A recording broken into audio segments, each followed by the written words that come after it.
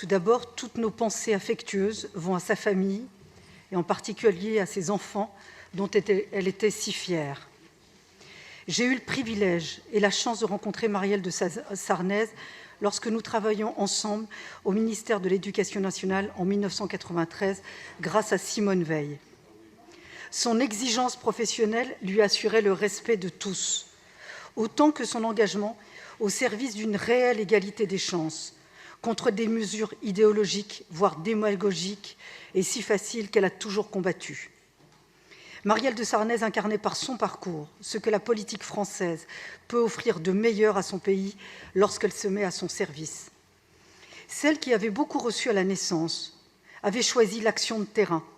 J'ai mesuré avec elle combien l'enfance, la jeunesse, le milieu social peuvent être dépassés lorsqu'on accepte de remettre en cause des schémas tout faits que le considèrent ses interlocuteurs pour ce qu'ils sont et non pas pour ce qu'ils paraissent être.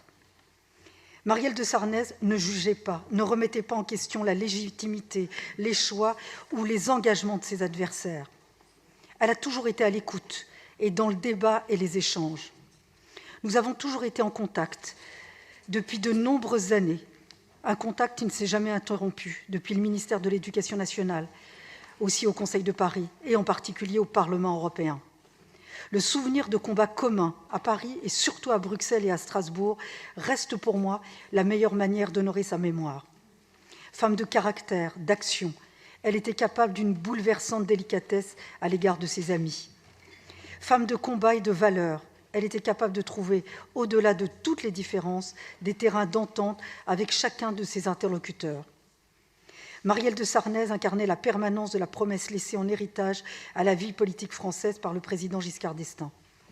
La société française doit en permanence se moderniser, mais elle doit le faire dans le respect de l'histoire d'un vieux pays qui est depuis plus de 1000 ans, pour le monde et pour l'Europe, un réservoir sans fin de grandeur et de générosité.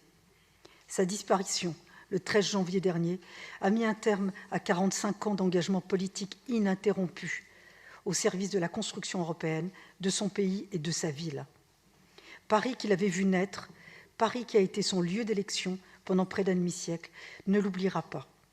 Nous n'oublierons pas son ouverture aux autres, sa fidélité à ce qui fait la grandeur de la politique, l'engagement au service d'une idée qui nous dépasse tous. Je vous remercie.